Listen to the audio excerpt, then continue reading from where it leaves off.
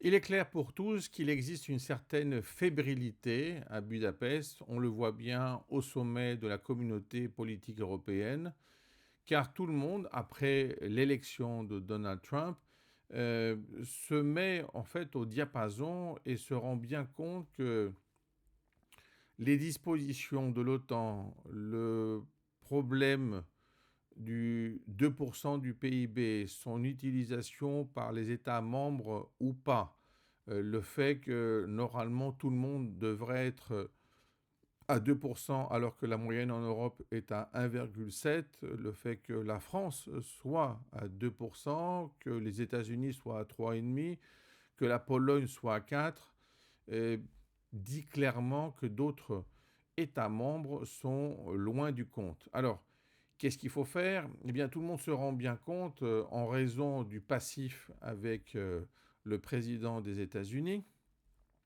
qui est de nouveau président, que les États doivent franchement changer de position, ne plus se contenter d'attendre de manière passive une aide américaine, et il faut que chacun des États se mette, disons, en marche pour changer sa façon de voir les choses. Pourquoi? Parce que certains États qui ne sont pas frontaliers avec des États hors OTAN, eh bien, ont une tendance, surtout quand ils sont européens, ces autres États, je parle de leurs voisins, à considérer que ce n'est pas nécessaire de dépenser autant d'argent pour la défense nationale. Le problème, c'est que l'ensemble des États membres de l'OTAN, eh bien, c'est lui qui va procurer à l'OTAN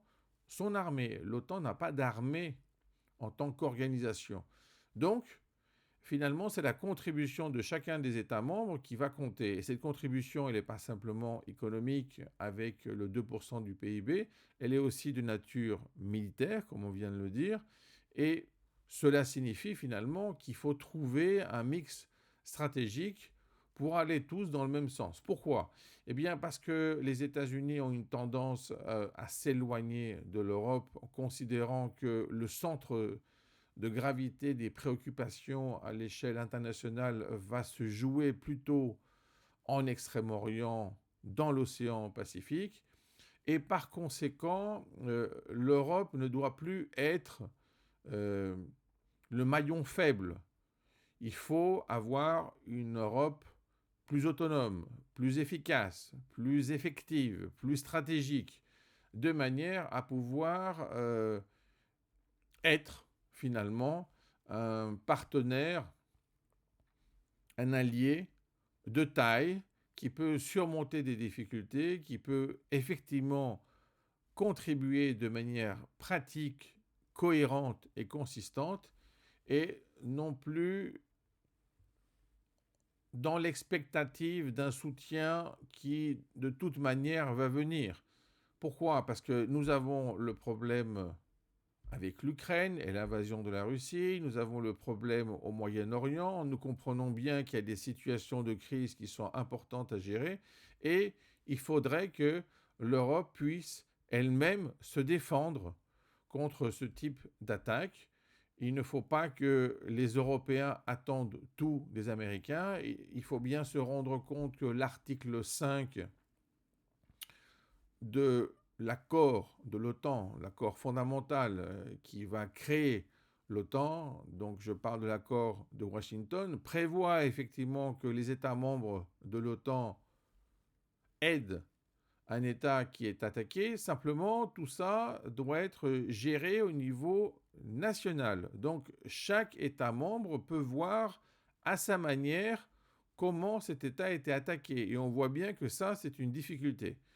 Donc, à partir du moment où Donald Trump a été très clair dans le passé en disant, eh bien, soit vous contribuez, soit il ne faut pas attendre de défense, eh bien, les États qui sont dans le collimateur, c'est certainement les États qui sont en dessous du 2%, et ils comprennent bien qu'il va falloir changer les choses, il va falloir exercer une pression même sur leur population pour qu'elle soit d'accord afin de rentrer dans ce cadre.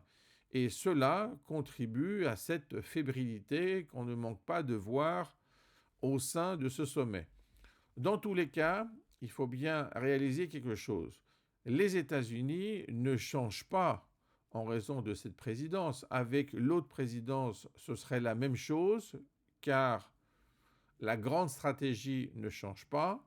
On est dans un cadre de Rimland, on est dans un cadre où il va falloir faire des efforts en Extrême-Orient et dans l'océan Pacifique pour les États-Unis face à la Chine et aux défis qu'elle représente. Et par conséquent, c'est fini du maillon faible en Europe.